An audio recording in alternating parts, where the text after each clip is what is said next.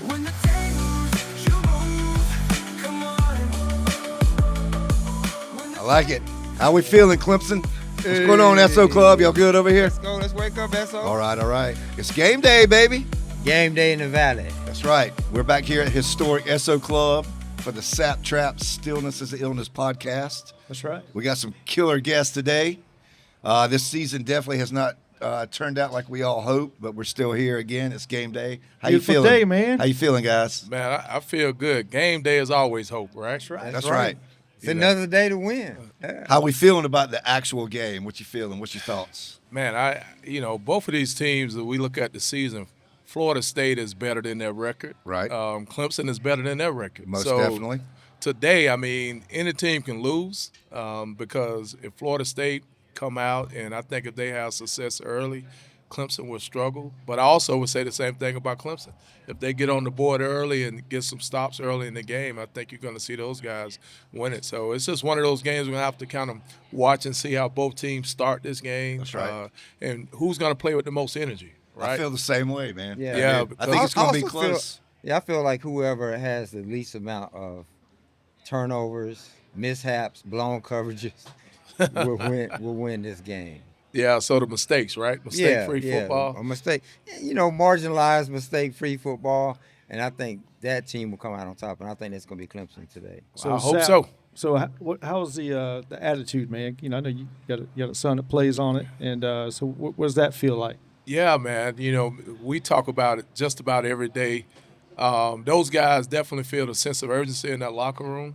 You got some guys that played a lot of football, some prideful kids in that locker room, but they're all disappointed. But I think one thing that Coach Sweeney does well is kind of focusing the team for every day to come out and prepare the best, and then take each game one at a time. So I think you'll see those guys come out with the leadership in that locker room with some focus today, and man, just play with some attitude and play free. You know? Sure. I like hearing that. Yeah, I it's really a night do. game, too. That's right. There's a different feel in the air when it's a night game for sure. I think regardless of the record. So you guys have both been there, right, for the night games, and so you think about it. So Trapp and I played in the first night game ever in the Valley sure against did. Florida State. Against Florida State. let's go. Yeah. Trapp had a career day that day. I had a career day. That night got me drafted. That's a good day. I hope some more kids get drafted today. That's I right. do That's too. right. I really do. It's time to shine for a lot of But them. I hope they win. See, we ended up.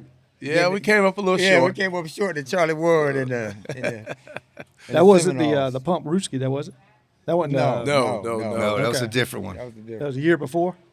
Maybe No, it that was was Sanders. a couple years after Yeah. that. Dion, was I think that was after that. I think it was before. 89 with That was Dion, 2 years right? before. That broke my heart, man. Yeah. I can remember him pointing to the end zone before the Yeah. punt. I was like, somebody take him out. And boom, man, he was gone. He was gone, baby. He went, Yeah, he backed it he up. went down man. the He other backed it up. sideline. Mad respect for him, dude. That was the beginning of prime time. That's Prime. right. That's Hey, right. Trapp, where were you? Were you I was in college. I was in high school. you were in high school then? Yeah, man. Oh, okay. So you trying to So throw what- you in that's there. right. You see how I said, why Dan you walk trying him down, man? I know you were faster Let than me he tell you was. something, man. We needed you, man. Hey, it's Where a were you, story. Trapp? It's a couple stories out there now. I've asked Dion to race me in the fastest man. I've asked him to do all those things against me. Yeah. And he's like, why would I jeopardize them thinking that I'm not fast by racing you? There you go. He's like, I'm not gonna do that, Trapp.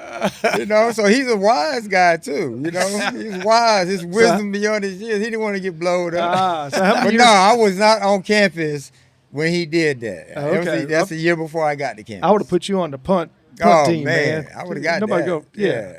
Yeah. So how many years did you? I know they used to do the fastest man. I don't know why they quit doing it. I thought that was very interesting. I guess maybe I don't know what happened with that. So how many years were you the fastest man in NFL? I was 2 years out of 3.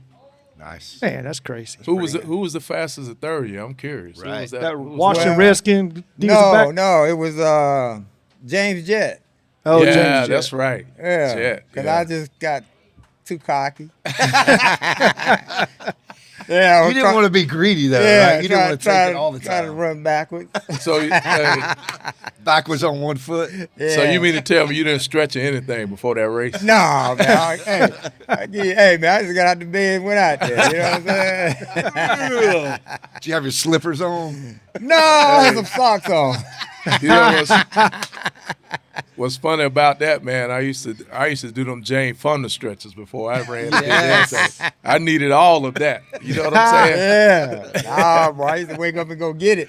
I'm loving it. I'm loving it. So you mean to tell me you didn't do this 15.5 before that race? Nah, not those races. Huh? Man, you talking about a man that ran in the World Championships, ran in the Olympics, the Pan Am Games.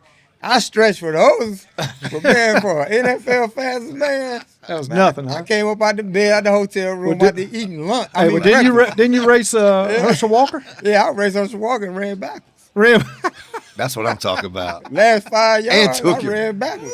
Oh no! Now, Trapp, you know YouTube. You can find anything. Man, go on YouTube and look at that Find thing. anything Like, on man, YouTube. James Trapp ran backwards against Herschel Walker. You keep in touch with him? You ever talk to him? No, man, I don't.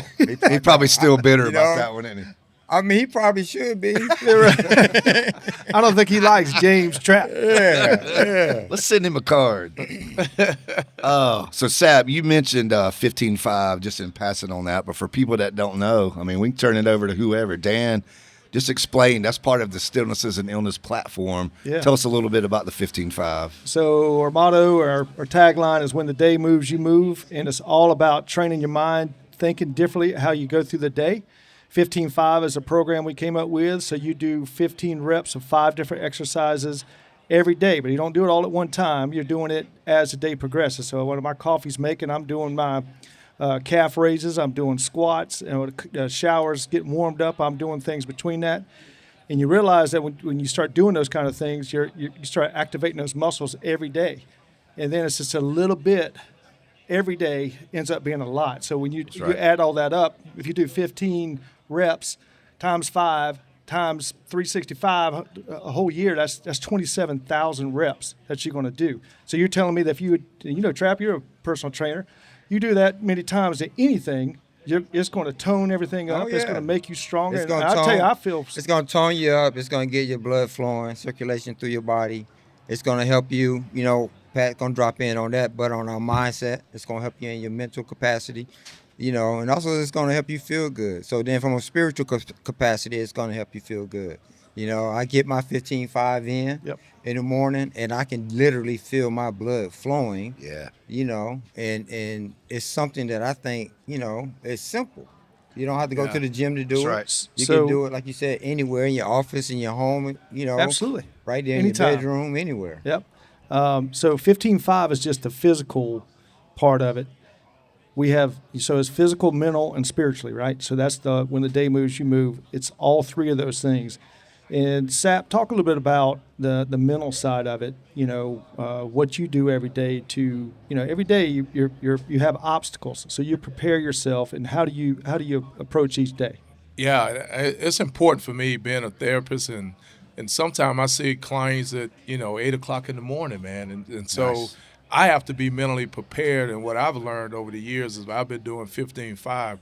Really, is I'm sharp mentally. I'm focused. I'm able to, like we said, really getting that blood to flow into the brain and throughout the body, and really warm yourself up, right? And so, mentally, man, it's all about the movement. It's all about having exercise. It's all about having that physical ability to be able to move and be flexible Right. and be strong, and that feeds the mind. And so as I give counseling to a lot of young folks, what I see in a lot of the people, that's a commonality, is they're not doing anything. Yep. Right. A lot of the kids go to school and go home, and so a lot of what I do is to get them moving through their therapy, Yeah. and you see a different result. And so that's why I'm a huge advocate for sports and playing sports, not to go to the professional level like we did, but truly just to learn the lessons from it.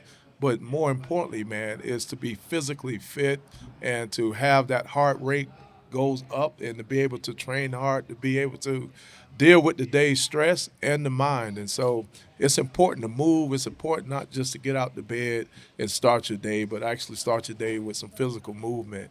And, man, it helps me, and it helps a lot of the people that I work with. Yeah, I told the story last time. I got a Miss Alice who helps me keep my building nice and clean, and she started doing 15-5, and because she just wanted to change. And not only did she change it physically, she started feeling better, but then she said that she started feeling better mentally, and so she said, well, I'm going to start eating better. So now she went from, not feeling good physically to losing 20 pounds to, she said, I feel the best I've felt in years, and she's in her 60s. So it doesn't matter what age you are, whether you're young or you're getting older or whatever it is. Especially if you're getting older, you got to activate your muscles every day. It can't be I'm going to work out 2 times a week. You just can't. You got to have to activate your muscles every day. When I started getting in my 50s, I started realizing, man, my muscles are going backwards. I got to do something. Right. Mm-hmm. And so actually I started the 15-5 last October. So I just been over a year I've been doing that. And I feel so much better, just because, like Brian, you were talking about working out and your core and just all these different things. Right. Your legs feel stronger. You're walking up steps. And it's all about balance, man. When you get older, if you don't have strong legs, your legs are your second heartbeat, right? You got to have a strong heart, but you got to have strong legs too. And the calves, you build those calves up, build those thighs up, man. And so that's how you get around. Right. And if you let those things get real weak, then next thing you know, you're getting all wobbly. I had a dear friend, mother she fell and hit her head. I don't know what the circumstance was, but you hear that a lot with people falling down when they get older because they don't activate those muscles. And so if you can do that every day, now you're training your body to move, to have balance. Right. And I would add to that is, truly what we're talking about is you don't have to go get a gym membership. You don't have to take another hour, 2 hours out your day to get this. Business folks that are highly successful, that are busy folks in and out of meetings all day, you can do this throughout your day. And so I think that's what's so wonderful about this is it does not distract away from you working. It does not, distract away from you taking care of your family. Right. You just add it to your daily movement and the way that you work and the way that you travel. Even in the car, you can do some of these things. In the car, right? in the airport. Yeah. Get your wife, get your spouse, your significant other, your children. Get everybody involved because this works.